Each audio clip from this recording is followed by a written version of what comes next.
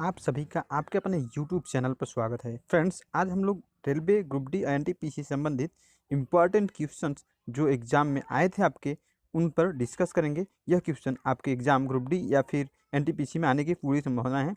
आपका थोड़ा सा टाइम हमको चाहिए। आप दोस्तों अभी चाहिए तो वीडियो को डिसलाइक कर दीजिएगा, लेकिन वीडियो को अंत तक देखिएगा। यदि वीडियो आपको पसंद आ जाए दोस्तों तो उस डिसलाइक को लाइक में चेंज करके ही जाइएगा दोस्तों। तो दोस्तों आपका बिना समय लिए क्वेश्चन आपका स्टार्ट करते हैं। भारतीय संविधान के अंतर्गत कितने प्रकार के आपातकालीन व्यवस्था का वर्णन है? ऑप्शन आपके सामने रखे गए हैं। 3 प्रकार के, 4 प्रकार के, 2 प्रकार के, 1 प्रकार के। दोस्तों आप जानते होंगे option number A is right answer. जो भारतीय संविधान में आपातकाल का व्यवस्था किया गया उसमें 3 प्रकार का वर्णन है। पहला जो है आपका राष्ट्रीय आपातकाल। राष्ट्रीय आपातकाल दोस्तों पहला है।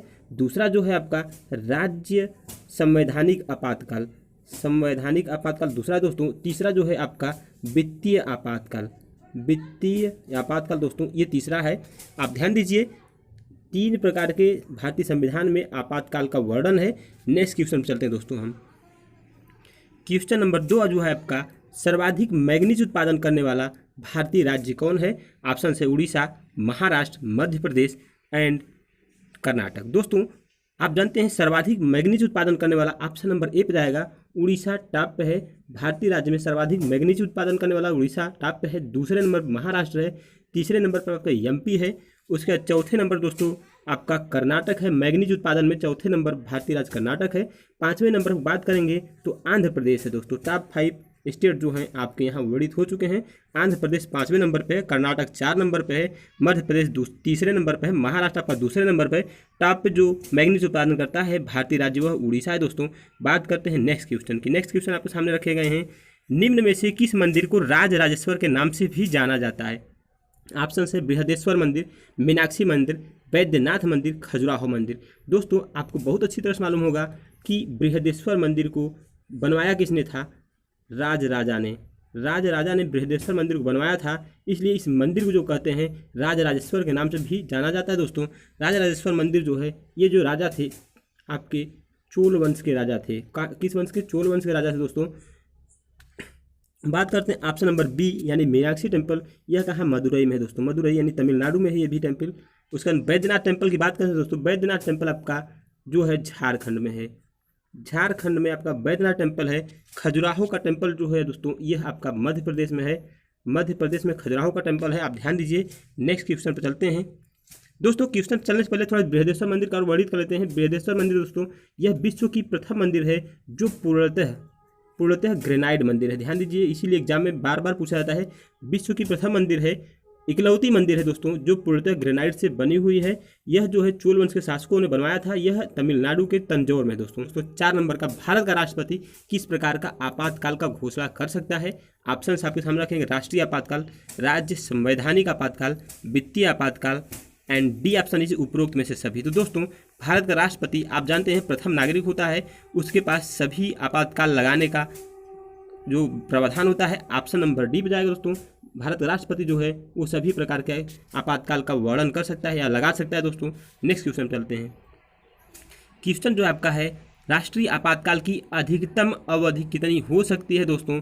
ऑप्शन से 2 वर्ष, 3 वर्ष, 5 वर्ष एंड डी सीमा कोई लिमिट नहीं है, यानी कोई सीमा नहीं है दोस्तों। आप जो ऑप्शन नंबर डी पे जाएंगे, राष्ट्रीय आपातकाल की जो अधिकतम सीमा होती है कोई निर्धारित नहीं की जाती दोस्तों।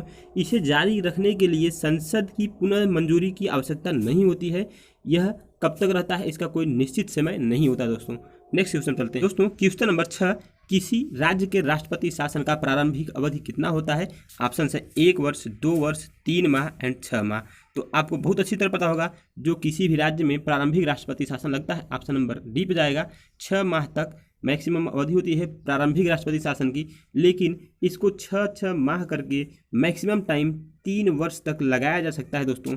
लेकिन 3 वर्ष तक लगाने के लिए जो कंडीशन होती है, जब चुनाव आयोग यह घोषणा कर देगा, चुनाव आयोग यह घोषणा कर दे कि अभी उस राज्य में चुनाव कराने की स्थिति नहीं है, तब राष्ट्रपति शासन को मैक्सिमम 3 वर्ष तक लगाया जा सकता है। और विदाउट चुनाव आयोग की घोषणा के 6 माह तक करके 1 वर्ष तक चुनाव मतलब राष्ट्रपति शासन लगाया जा सकता है दोस्तों। ध्यान दीजिए।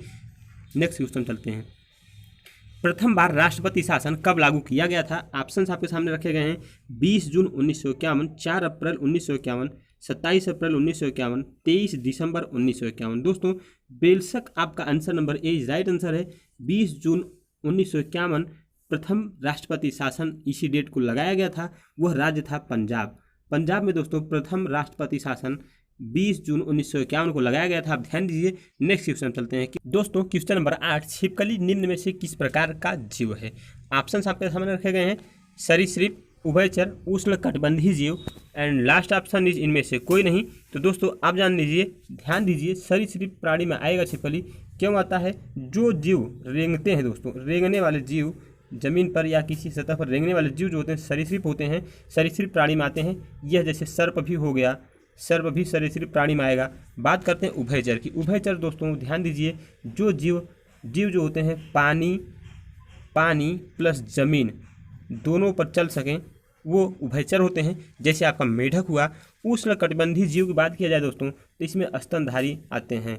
उष्णकटिबंधीय मतलब ये होते हैं दोस्तों जिनका किसी भी टेम्परेचर पर जो शरीर का टेम्परेचर समान रहता है, उष्णकटिबंधीय होते हैं। जैसे मनुष्य के दोस्तों आप ध्यान दीजिए, 37 डिग्री सेंटीग्रेड जो होता है टेम्परेचर होता है मनुष्य का, कहाँ चाहे ठंडी हो चाहे गर्मी, अगर स्वस्थ व्यक्ति है 37 मैक्सिमम हो सकता है।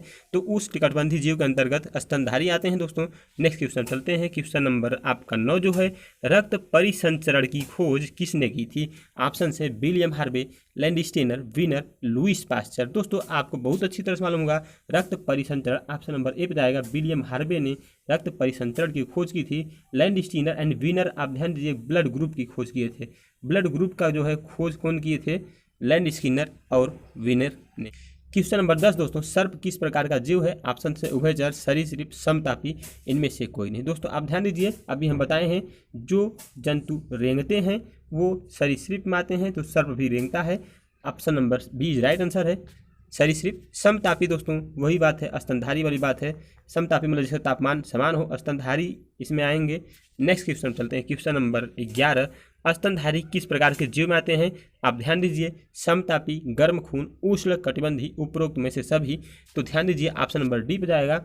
समतापी जो होते हैं उपरोक्त में से सभी। उष्णकटिबंधीय यानी मौसम चेंज होने पर कोई परिवर्तन न हो, इनका खून जो होता है गर्म होता है दोस्तों, गर्म खून होता है, ये भी सही है। समतापी भी है। स्तनधारी जो है उपरोक्त में से सभी ऑप्शन जाएगा। नेक्स्ट क्वेश्चन चलते हैं। क्वेश्चन नंबर 12, धमनी में किस प्रकार का खून का परिसंचरण होता है? ऑप्शन है शुद्ध खून, अशुद्ध खून, दोनों, केवल प्लाज्मा। दोस्तों जो धमनी में जो होता है खून संचरण होता है, ऑप्शन नंबर ए पर जाएगा, शुद्ध खून पर जाएगा। दोस्तों इसमें शुद्ध खून का मतलब क्या होता है? इस ब्लड में जो होता है ऑक्सीजन का मिश्रण होता है। अशुद्ध का बात होता है जो उस ब्लड में जो होता है CO2 का मिश्रण होता है।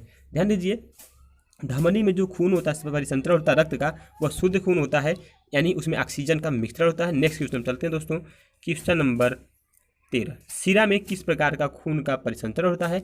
आप ध्यान दीजिए, धमनी जो है वो ऑक्सीजन लेके जाता है और शिरा में जब ब्लड आता है दोस्तों यह अशुद्ध खून लेके आता है। ऑप्शन नंबर बी जाएगा। इसमें खून की उपस्थिति में जो उसमें कार्बन डाइऑक्साइड मौजूद हो जाता है, इसलिए इसे अशुद्ध खून कहते हैं। दोस्तों नेक्स्ट क्वेश्चन चलते हैं। क्वेश्चन नंबर आपका 14 दोस्तों, क्वेश्चन नंबर 14 जो है, फुसफुस धमनी में कौन सा रक्त प्रवाहित होता है? आप इसको ध्यान दीजिए। ऑप्शन से अशुद्ध रक्त, शुद्ध रक्त, दोनों प्रकार का रक्त, इनमें से कोई नहीं। तो दोस्तों इसका ऑप्शन होगा ऑप्शन नंबर ए पर जाएगा, अशुद्ध रक्त। फुसफुस धमनी दोस्तों यह अपवाद है। यह अपवाद इसलिए है दोस्तों, यह धमनी जो होता है, जो हर्ट होता है, हर्ट दोस्तों, हर्ट ब्लड को सेंड करता है कहाँ पर? फेफड़े के पास दोस्तों। फेफड़े के पास जब सेंड करता है, फेफड़े से ही ऑक्सीजन मिश्रित होती है दोस्तों रक्त में, इसीलिए इसे कहते हैं फुसफुस धमनी में अशुद्ध रक्त प्रवाहित होती है, क्योंकि वहाँ ऑक्सीजन उपस्थित नहीं रहती है, इसलिए यह अपवाद के रूप में काम करता है दोस्तों। Option number A right answer है। फुसफुस धमनी में जो होता है दोस्तों अशुद्ध रक्त प्रवाहित होती है। नेक्स्ट क्वेश्चन चलते हैं। क्वेश्चन नंबर आपका 15 जो है वो है, पणजी किस नदी के किनारे स्थित है? ऑप्शन से मांडवी, शिप्रा, ताप्ती एंड झेलम। तो आपको आंसर जो पता है दोस्तों ए पे जाएगा, मांडवी नदी के किनारे पणजी है, गोवा का कैपिटल है। आप ध्यान दीजिए, पणजी गोवा का कैपिटल है, इसको आप ध्यान दीजिए। मांडवी नदी के किनारे स्थित है। बात करते हैं शिप्रा नदी, तो शिप्रा नदी के किनारे जो आप बसा है शहर, उसको ध्यान दीजिए, उज्जैन है दोस्तों। आपका उज्जैन जो है शिप्रा नदी के किनारे बसा है। ताप्ती नदी की बात करते हैं दोस्तों, ताप्ती जो होता है सूरत को क्या डायमंड सिटी ऑफ इंडिया के नाम से भी जाना जाता है। बात करते हैं झेलम की, झेलम नदी के किनारे बसा हुआ शहर जो है आपका श्रीनगर है। आप ध्यान दीजिए, श्रीनगर जो है झेलम नदी के किनारे बसा हुआ शहर है। नेक्स्ट क्वेश्चन चलते हैं। क्वेश्चन जो है 16 नंबर का, दक्षिणेश्वरी मंदिर भारत के किस राज्य में स्थित है? आपको पता होना चाहिए दोस्तों। 16 नंबर क्वेश्चन का आंसर आपको कमेंट बॉक्स में करना होता है।